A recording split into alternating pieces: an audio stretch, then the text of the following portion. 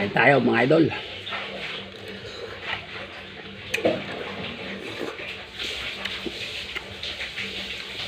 Hindi mo na kailangan mag-ayos pa para maging maganda ka sa camera o gwapo.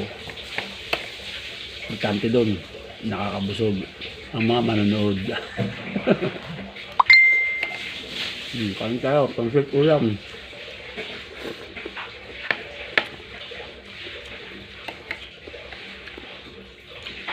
Pag-aarap ko sa camera, kailangan natural ka lang. Hindi mo na kailangan papogi, magbibihis ng maganda.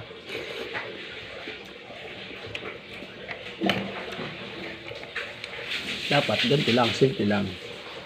Kaya tara, kain tayo.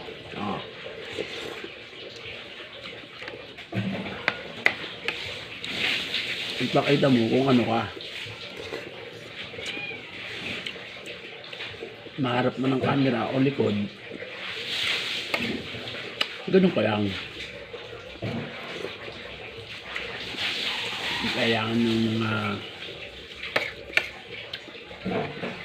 ayos ka pa.